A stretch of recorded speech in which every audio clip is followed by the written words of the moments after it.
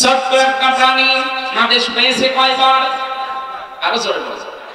একবার মাত্র আদেশ পেয়ে কিয়ামত পর্যন্ত এর উপরে তারা থাকবে। ওদের বাসা হয় দেখবেন পাহাড়ে। আমাদের দেশে তো পাওয়া যায় কম, এটা তামিলনাড়ুতে পাওয়া যায়, নেপালে বিশাল বিশাল পাহাড়। আমি তামিলনাড়ুতে গেছিলাম, বড় বড় পাহাড়ে, ওখান থেকে মধু কেটে কেটে নিয়ে আসতেছে, কালো মধু। 2 নম্বর আপনি গাছের ডালে দেখতে পাবেন, সুন্দরবনে যান, খুলনাতে দেখেন মধু কিভাবে হয় গাছের ডালে। 3 নম্বরে মানুষের ঘরের ছাদে কার্নিশে দেওয়ালে। একটা আদেশ পেয়ে যদি ওরা কিয়ামত পর্যন্ত এর উপরে অটুট থাকতে পারে, আমাদেরকে আল্লাহ একটা নয় কোরআনে 500 আদেশ দিয়েছেন। কয়টা বলেন বলেন? একটা আপনি মানেন না। মৌমাছির চাইতেও আপনি নিকৃষ্ট হয়ে গেছেন। ওদের একটা আদেশ দিয়ে যদি কিয়ামত পর্যন্ত বিপরীত না হয়, ব্যত্যয় না ঘটে, কি করেন আপনি? আপনার বিবেক কি মরে গেছে? 500টা আদেশ পেলেন, একটাও মানেন না। সম্মানিত আমাজন যারা এসেছেন, আপনাদেরকে আল্লাহ যে আদেশ দিয়েছেন, সবচেয়ে বড় আদেশ আপনার জীবনের জন্য পর্দা।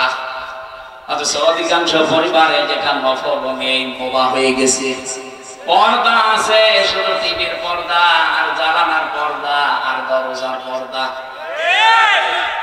যেখানে পর্দা থাকার দরকার ওখানে পর্দা নেই। কথা বলেন না কেন? মেয়েরা কিভাবে আওয়াজ করবেন, কতটুকু জোরে আওয়াজ করে কথা বলবে, এই আওয়াজ পর্যন্ত আল্লাহ কোড করে দিয়েছেন যে এই স্তরে তাদের আওয়াজ হবে এবং এইভাবে তারা কথা বলবে মানুষের সাথে। দিনের বেলা তো অন্তত আলো লাগে না, কিন্তু মেয়েদের একটু পরিবেশটা নিরাপদ করে দেবেন যেন পুরুষ মানুষ ওখানে দায়িত্বে না থাকে, কারণ ওটা একটা ফরজ কাজ। পর্দা কি বলেন না কেন? ফরজ বিধান লঙ্ঘন হলে আপনি শুনতে এসেছেন কোরআন, লাভ হবে? গোনা হয়ে যাবে। মেয়েদের সেই জায়গায় গিয়েছেন, কোথায় মেয়েরা? কোথায়? এই জায়গায়। ঠিক আছে, যে আল্লাহ আমাদেরকে কোরআনে কারিমের কথা শোনার জন্য এতক্ষণ ধৈর্য দিলেন। আমি 3টার সময় উঠতাম, আপনারা জানি শহরের পর থেকে বসে আছেন। আসলে কালকে রাতের বেলা 3:45 আমার স্টেজে দিয়েছে। ফজরের আজান দিল 5টায়, তখন আমি নামলাম। বলেন আমি ঘুমাবো কখন?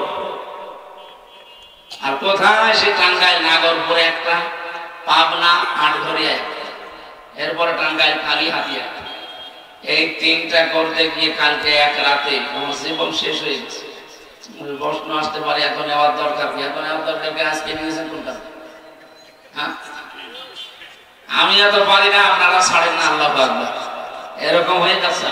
আমার এদিকে একবারে জীবন শেষ হয়ে গেল। 3 বছর ওরা ছেলে রেখে যা করি, আমার শরীরে কিছু আছে, এমনি আমার শরীর চলে, তারপরে আবার যে অবস্থা। এই জন্য আমি দুঃখ প্রকাশ করছি, এসে আমার শরীর আর পারছিল না, আমি ঘুমিয়ে পড়েছিলাম ঘন্টা খানিক।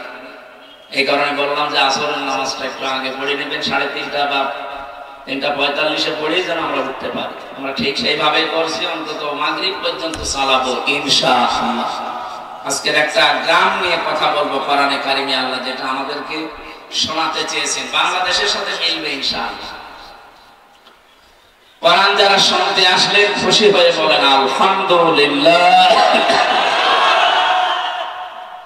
দরুদ আর সালাম পড়ছি আমাদের নবী মুহাম্মদুর রাসূলুল্লাহ সাল্লাল্লাহু আলাইহি ওয়াসাল্লামের প্রতি। নবীজির মাধ্যমে যে কোরআনে কারীম পেয়েছি, সূরা নমল 51-52 দুইটা আয়াতের কিছু কথা বলার পরে আমরা তাফসীরে প্রবেশ করব। এটা আমাদের জন্য খুব জরুরি।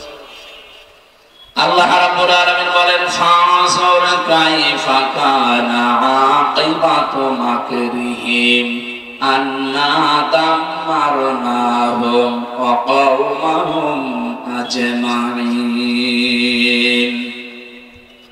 হে নবী, আপনি নজর করে দেখেন যে মানুষগুলো ষড়যন্ত্র করেছিল, আমি আল্লাহ তাদের এই ষড়যন্ত্রের পরিণাম কি করেছি। আন্না, আমি নিজে, তাদের ষড়যন্ত্রের যে 20 দাঁত আমি নিজে ভেঙে দিয়েছি, আমি ধ্বংস করে দিয়েছি তাদের জাতি পর্যন্ত। যে জাতি নিয়ে এতদিন পর্যন্ত ভুয়া একটা কথা জনগণের মাঝে আমরা মুক্তিযোদ্ধার দল, ওরা মিথ্যা কথা। এ কথা যারা বলতো আপনি তাকান তো তাদের ভেতরে মুক্তিযোদ্ধাকে, তার বাবা এক জায়গায় ছিল আটক, দুই বোন আর এক জায়গায় ছিল, তাদের পরিবারে একটা দেখান যে মুক্তিযোদ্ধা, একটা পেয়েছিল বিয়াই, সেটা রাজাকার। একটা বিয়াই পেয়েছিল রাজাকার না? আপনি ফরিদপুরে যান, তার বাবা যে একেবারে কমান্ডার ছিল রাজাকারের, সেটা প্রমাণ আছে। মুরুমিয়া তারপরে বংশে কেউ নেই, আত্মীয় স্বজনের ভেতরে কেউ নেই, কিসের জন্য ভুয়া তুলেছিলেন যে মুক্তিযোদ্ধার দল? মুক্তিযোদ্ধার যিনি দায়িত্বে ছিলেন শহীদ প্রেসিডেন্ট জিয়াউর রহমান, তার নাম বললো মামাই। আপনি ধারে কাছে নিয়ে ওখানে বসে বসে শুধু আগুন বাগুন খেয়েছি, আর আন্দাজে এই মিথ্যা বলে ছড়িয়ে দেশের মানুষকে ধোঁকা দিয়ে একটা বোকা বানিয়ে রেখেছি। কথা বলেন না কেন? এখন যারা বড় বড় নেতৃত্ব দিচ্ছে দেশে, বিএনপি বলেন, জামাত ইসলাম বলেন, তারা বলছেন আপনি একটা দেখান যে মুক্তিযোদ্ধার সময় আপনার দলের একটা লোকের ভূমিকা ছিল। এদের স্বাধীন হোক আপনারা চাননি। হ্যাঁ, ভারত থেকে মুক্ত হওয়ার জন্য ওই সময় দেশ দুই টুকরা হয়ে যায়, পাকিস্তান আর ভারত। ভারত ষড়যন্ত্র করে পরবর্তীতে পাকিস্তান থেকে আমাদেরকে আলাদা করে দেয়, কারণ আমাদের শক্তি যেন খর্ব হয়ে যায়। ওরা পাকিস্তান থেকে আমাদেরকে এক টুকরা করে দিয়ে যদি ওরা বন্ধুত্বের দাবি করে, সারা জীবন নাকি ওরা আমাদের বন্ধু। ওরা আমাদের কি? ওরা আমাদের বন্ধু। ওরা নিজেরা বলে যে আমরা তোমাদেরকে আলাদা করে একটা আদি স্বাধীন রাষ্ট্র দিয়েছি, আমরা সেভেন সিস্টারের মাধ্যমে আপনাদেরকে আবার 6 ভাগ করে দিচ্ছি। আপনি 1 ভাগ করে যদি বন্ধুত্বের দাবি করেন, আমরা কয় ভাগ করেছি? 6 ভাগ করে দেবো, অসুবিধা নেই। আপনাদের বড় বন্ধু না আমরা? বন্ধু প্রতিবেশী এই আচরণ করে মানুষ। ওদের সাথে যতগুলো বর্ডার আছে দেখেন প্রত্যেক জায়গায় মাইর খায়। পাকিস্তানি মাইর খায়, এই কথা বলেন না কেন? চীনে মাইর খায়, নেপালে মাইর খায়, মায়ানমারে মাইর খাচ্ছে, ভুটানে মাইর খায়, আফগানিস্তানের একটা সরু গলি আছে ওদের দেশের সাথে, ওখানেও গেলে মাইর খায়। শুধু আমাদেরকে মারে। এজন্য এই মায়ের খাওয়া আমাদের বন্ধ হয়ে গেছে, এখন বন্ধ হবে ইনশাআল্লাহ। দেখছেন না সবাই ঐক্যবদ্ধ হয়ে গেছে।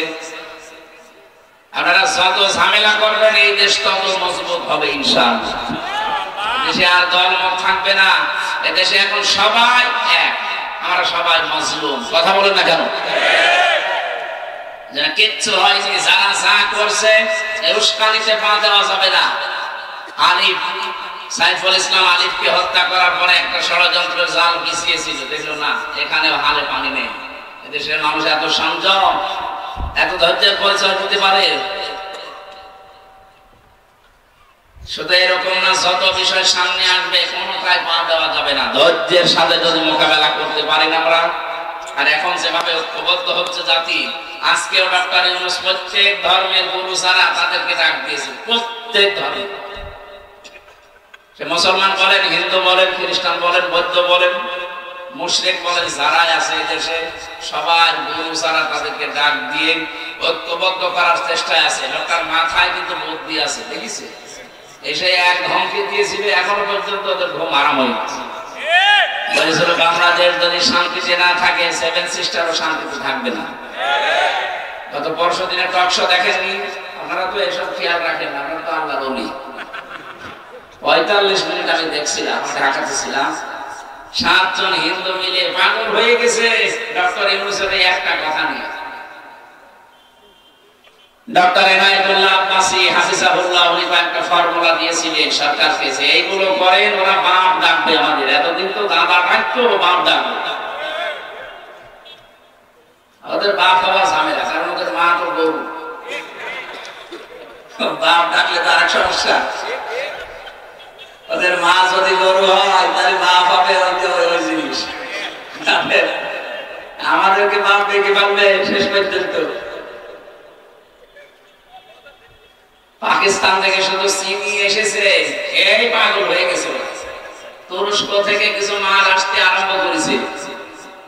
চীন থেকে এখন এই বাণিজ্যিক সম্পর্ক বাড়ানোর জন্য বাংলাদেশ জামাত ইসলাম সহ বিএনপি সহ প্রায় 18 জন না 19 জন গেছে কয়েকদিন আগে, ফিরে এসেছে পরশু। যে চুক্তিগুলো করে এসেছে সব তো জানতে পারছে, ও শয়তানদের মাথা সে কেউ হইল।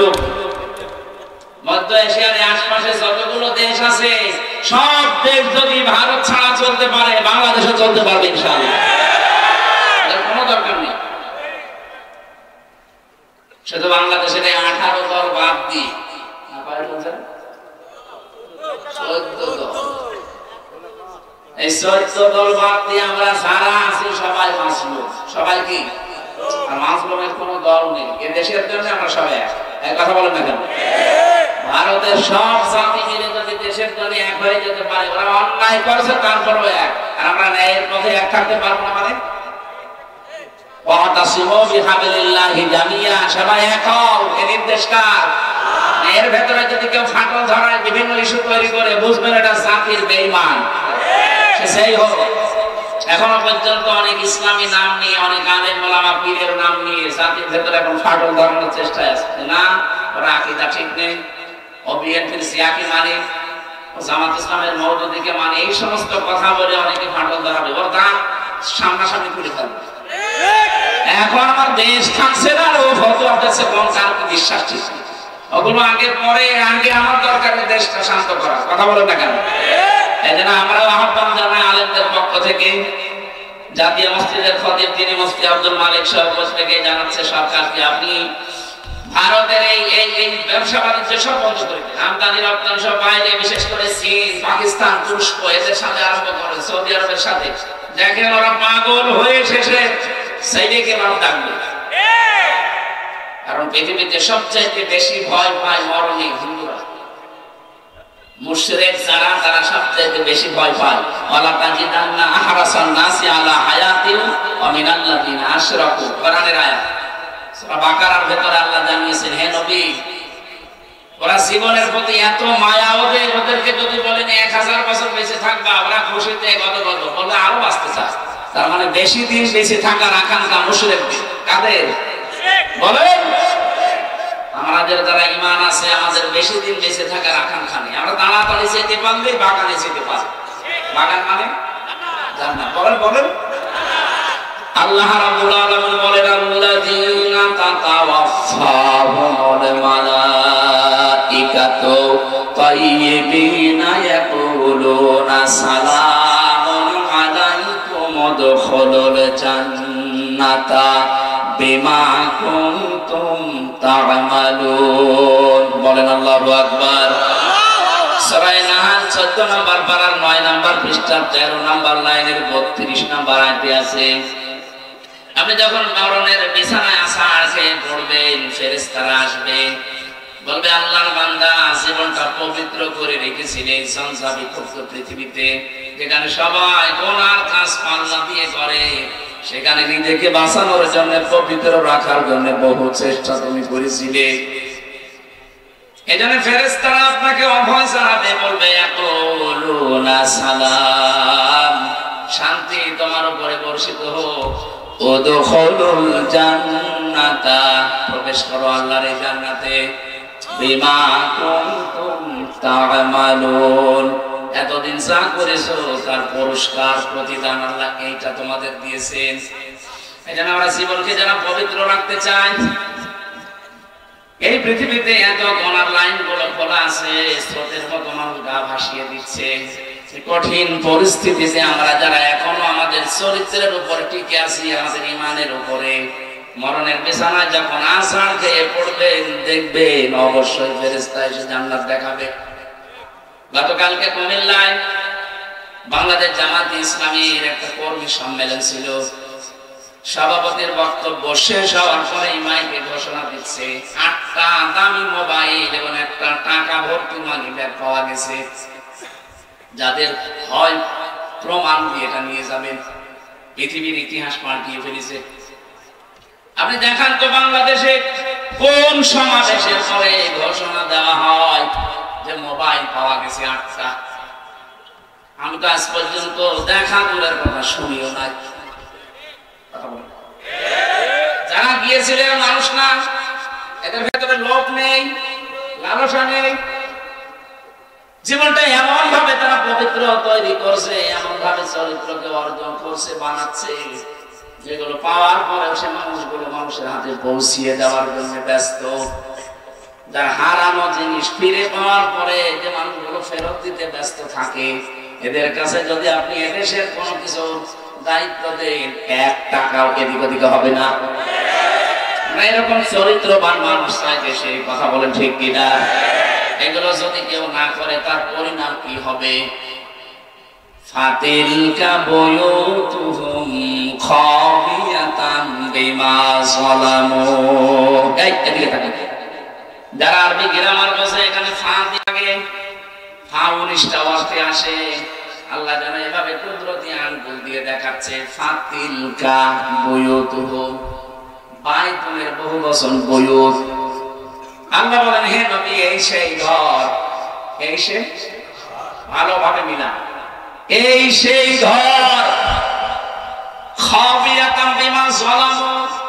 আল্লাহ উজাড় গৃহ বানিয়ে দিয়েছেন, পরিত্যক্ত করে দিয়েছেন, জনশূন্য করে দিয়েছেন তাদের জুলুমের কারণে।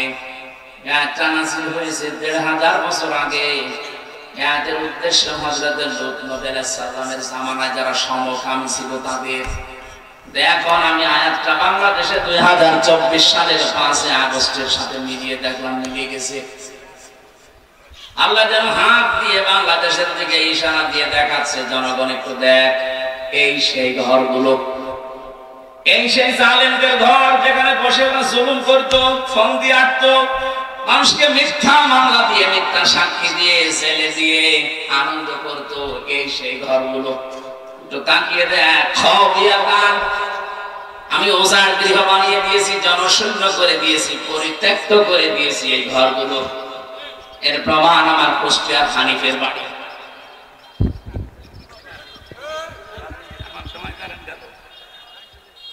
কি করেন কি?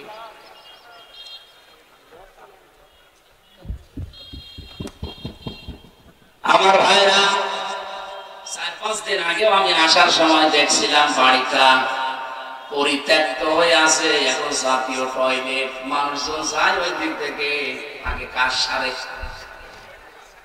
3 দিন আগের পেপার দেখলাম, এই যে ঢাকার যে বাড়িটা এত দামি বাড়ি, মানুষ যেখানে গেলে সোমা খায়, এই বাড়িটাও দেখলাম 4-5 জন একসাথে যে টয়লেট করছে, কেউ এদিকে কেউ এদিকে কেউ এদিকে, যার যেদিকে যায় ওইদিকে। পরিত্যক্ত তো করেছে, আল্লাহ টয়লেট বানিয়ে দিয়েছে।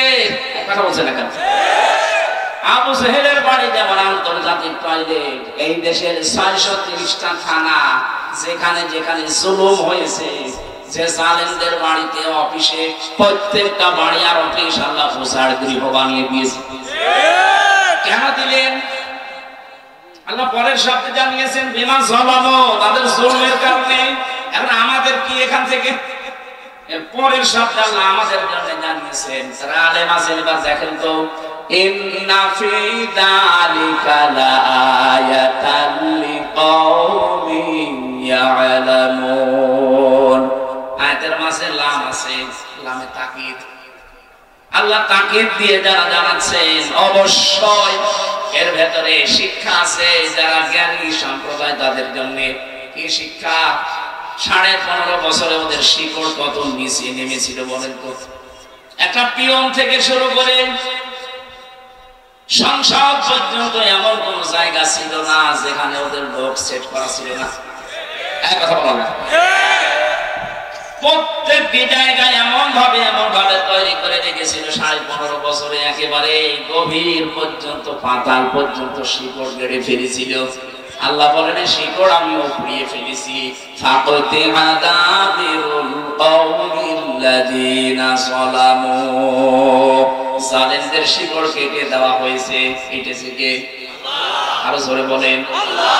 এই জনগণের মাধ্যমে আল্লাহ এমন শিকড় কেটে দিয়েছে, হে পৃথিবীর পরবর্তী যারা আসবে তারা শোনো, এখানে কিন্তু লা দিয়েছেন। ইন্না ফি যালিকা লাআয়াতান লিকাওমিন ইয়ালামুন। পরবর্তী প্রজন্ম যারা আসবে তারাও যদি ক্ষমতায় বসো, সাবধান, জুলুম করবা না। তোমরা যদি জালেম হয়ে যাও, তোমাদের বাড়ি ঘর এরকম পরিত্যক্ত করে দেব। আয়াত শোনার পরে যদি কেউ শিক্ষা না নেয় তার কপাল পোড়া। এটা শুধু আল্লাহ আমার জন্য দিয়েছেন, তাম দুনিয়ায় যারাই আছে মানুষ পদ পাচ্ছে তাদের জন্য। এই জন্য জুলুম করে যারা, আল্লাহ বলেন ওদেরকে একটু ছাড় দেন, হাসতে দেন। আজ ভারতের বুকে দেখা যাচ্ছে মুসলমানের মুরব্বী মানুষ ধরে দাড়ি ধরে ওরা ছুরি দিয়ে দাড়ি কেটে দিচ্ছে। এই অত্যাচারের শেষ কোথায়? আর আপনারা বলেন আমাদের দেশে নাকি মানব অধিকার লঙ্ঘন হয়, এদেশে নাকি সংখ্যালঘু নির্যাতন হয়। পৃথিবীর সবচাইতে বেশি সংখ্যালঘু নির্যাতন হয় ভারতে। সবচাইতে বেশি নির্যাতন সংখ্যালঘু, এটা ভারতে হয়।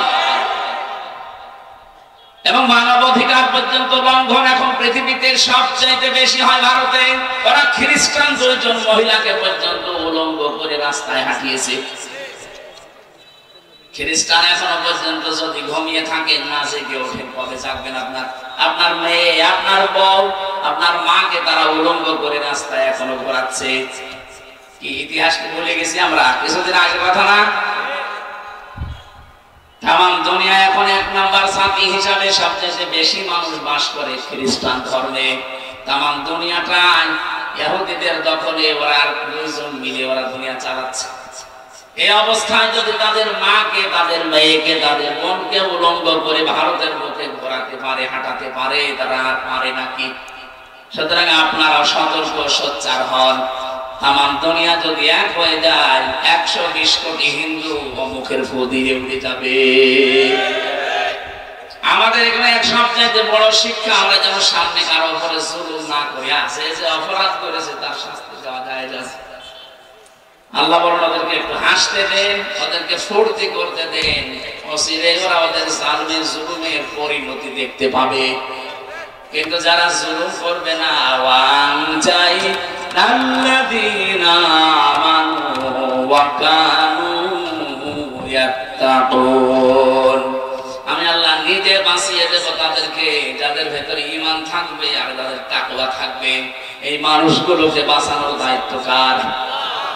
আর আমার এতক্ষণ পর্যন্ত আলোচনার সারবস্তু এই, দুনিয়া সব একদিকে হয়ে যাক, আমাদের বাংলাদেশে একত্রবদ্ধ হওয়া লাগবে। এটা এখন সবচাইতে বড় বিষয়। সত্যি যদি 18 কোটি মানুষ মায়ের পেটের মতো সিমেন্টেড হয়ে যেতে পারি, আল্লাহর কসম তাম দুনিয়া একদিকে হলেও কিচ্ছু হবে না। এত শক্তি ঐক্যের।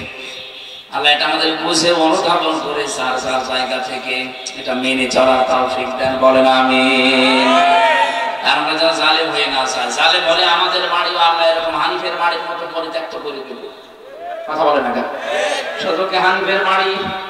সারা বাংলাদেশে যত জালেমের বাড়ি আপনি তাকান, এই নওগাঁ, আমি নাম নিলাম না, যাদেরকে দাপট ছিল দেখেছে, কোথায় তারা? সে বক্স চেয়ারম্যান কই আওয়াজ আসছে না খুঁজে। মজুমদার সাহেবকে দেখলাম শরীর চলাতে চলাতে যাচ্ছে, আর মানুষ ঘৃণা ভরে তার দিকে তাকাচ্ছে। আরে ভাই, জেলে তো আদালতে তো আমাদেরও নিয়ে গেছে, মানুষ দেখেছে আর কান্নাকাটি করেছে। আর ওদেরকে দেখলে মানুষ এখন পচা ডিম মারতেছে। কি দাপট ছিল তাদের! আল্লাহ সবগুলো মাটির সাথে মিশিয়ে দিয়েছেন। কর্নেল ফারুক খানকে দেখলাম নিজে চলতে পারে না, অন্যের সাহায্যে লাঠি নিয়ে চলছে।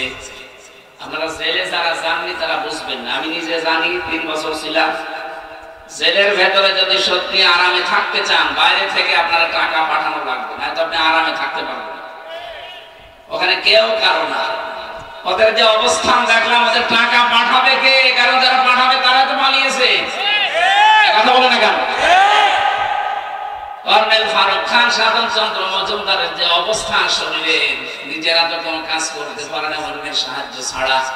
বাইরে থেকে যদি টাকা পাঠানো বন্ধ হয়ে যায়, ওদের করে যে অবস্থা, নিঃশ্বাস বন্ধ হয়ে যাবে। কিচ্ছু করা লাগবে না, শুধু যোগাযোগ বিচ্ছিন্ন করে দেবে আমাদের মতো। আমরা তো কোরআন শরীফ পড়তে পারতাম, কোরআন নিয়ে ব্যস্ত থাকতাম, শয়তানরা তো কোরআন পড়তে পারে না, এমনি মরে যাবে টেনশনে।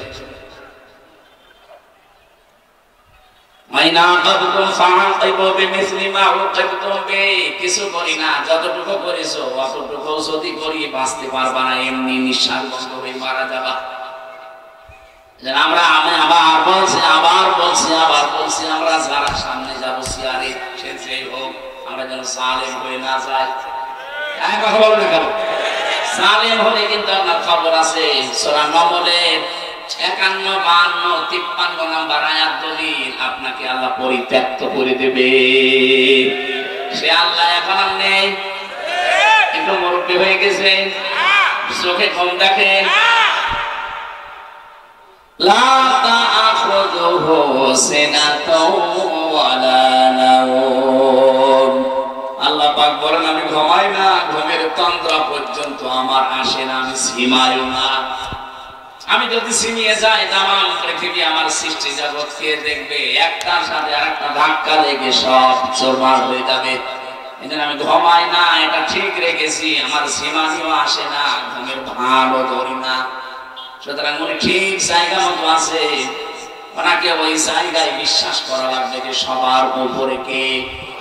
আরো জোরে বলেন। বাংলাদেশে একটা শিরিক এখনো পর্যন্ত জারি আছে, এটা আমরা তুলে দিতে চাই।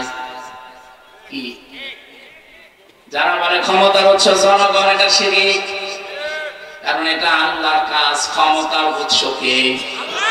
আপনি যদি মনে করেন আমারে বলছে, আমি আপনাকে বলছি, কারণ আমি দেখতে পাচ্ছি আপনি কোরআনের চোখ লাগিয়ে আপনি জাহান্নামে যাচ্ছেন। যারা এই বিশ্বাস করেন ক্ষমতার উৎস জনগণ, এটা শিরিক। আর শিরিক করলে সেই লোকটা হল মুশরিক। কথা বলেন, মুশরিকের জন্য আসল জায়গা জাহান্নাম। ইন্নাহু মান ইউশরিক বিল্লাহি ফাকাদ হারামাল্লাহু আলাইহিল জান্নাহ ওয়া মাওয়াহুন নার ওয়া মা লিয-যালিমিনা মিন আনসার। বলেন আল্লাহু আকবার। দুনিয়ায় আর যাই করেন সব আল্লাহ হয়তো মাফ করে দিতে পারে, তার সাথে যেগুলো, কিন্তু শিরিক যদি করেন আপনার মাপ নেই, আপনার জায়গা জাহান্নাম যাওয়া লাগবে। আপনার জন্য জান্নাত আল্লাহ হারাম করে দেয়। এজন্য এই শিরিকে যারা আছেন যে ক্ষমতার উৎস জনগণ, ক্ষমতায় দিতে পারে জনগণ, এটা কিন্তু শিরিক চলছে। এই বিশ্বাস এখনই পাল্টাতে হবে, ক্ষমতার উৎস কে? বলেন না কেন? তাদের বিশ্বাস নেই, এখনই পরিবর্তন হওয়া লাগবে। না কিসের কারণে আসলেন এখানে? আপনার রূপ দেখাতে এসেছেন, আপনার রূপের মতো রূপ আর এখানে কারণ নেই, পাল্টাতে হবে। আমি এক কথাই বলছি, শিরিক কাকে বলে? আল্লাহ যেটা পারে ওটা অন্য কেউ পারে, এই বিশ্বাস করার নাম শিরিক।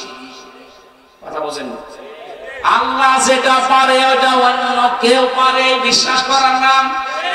আরো জোরে বলেন, বলেন। এখনো পর্যন্ত কার ভেতরে বিশ্বাস আছে বলেন তো যে ক্ষমতার উৎস জনগণ? হাত করেন তো। নওগাঁ কি সব আল্লাহর ওলি হয়ে গেছে?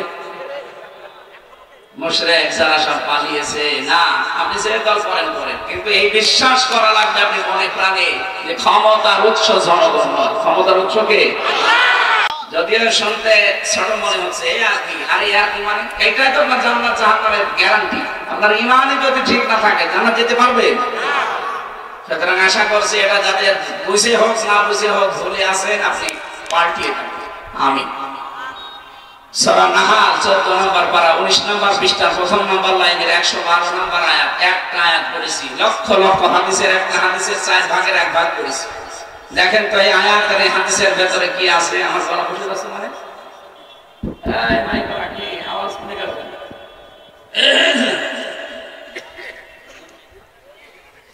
জবান ছেড়ে কোরআনের সোনালী আয়াত আগে একবার একটু পড়েন। আউযু বিল্লাহি মিনাশ শাইতানির রাজিম। বিসমিল্লাহির রহমানির রহিম। ওয়া দারাবাল্লাহু মাসালান ক্বরিয়াতান কানাত আমিনাতান মুতমাইন্না ইলা আখির আয়াত। কোন সূরা বলেন তো? নাহাল। নাহাল বলেন। নাহাল মানে মৌমাছি। নাহাল মানে কি? মৌমাছির নামে আল্লাহ সূরা নাযিল করেছেন 7টা কারণে।